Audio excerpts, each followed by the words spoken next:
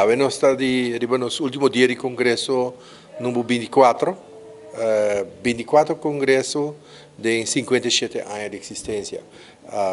FTA, cada 3 anos, segundo o estatuto, né? Atualmente nós está organizando um congresso e para o congresso nós está organizando uma conferência. Para essa aqui nós está escolhendo um tema para a conferência e aqui nós está escolhendo o tema de flexibilidade do mercado laboral. E para essa aqui nós invitamos 3 oradores, um de Holanda, de presidente do sindicato mais grande de Holanda, FNV, e também diretora de AELO, para o setor de trabalhadores, ACTRAF, e também um representante de organização sindical regional da América Latina, companheiro Navarro, Salim Calcach Navarro, de México. E 3 dias aqui, depois da conferência, que vai começar dia 5, que está já na sua noite, e aí nós acaba, para 2 dias de dar conta na nos delegado no Congresso, que é a autoridade máxima de organização. E delegado aqui de representação de todos os membros de diferentes setores na empresa, caminho nos membros.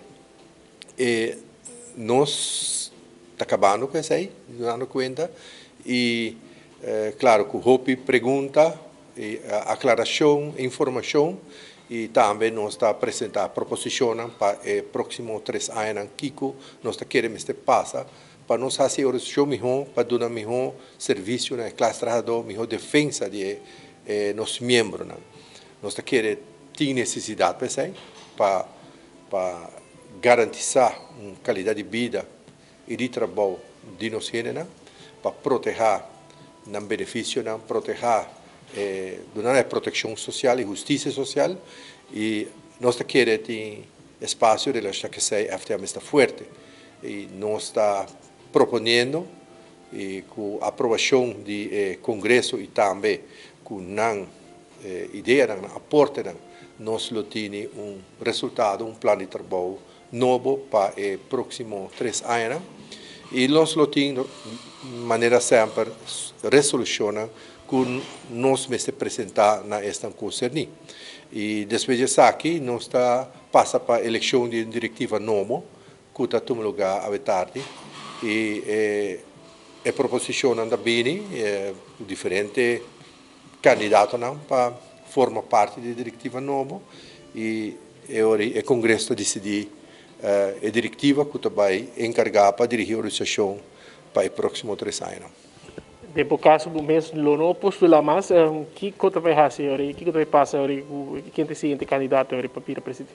Sim, nós sabemos discutindo isso aqui internamente, apesar de que o Congresso tem liberdade para 13 proposições e candidatos não querem, mas de parte de diretiva mesmo, a discutir e tem proposição que nós queremos que o vice-presidente atualmente está no seu lugar para tomar over, e nós espera, nós conta que o Congresso está aprovando isso aqui.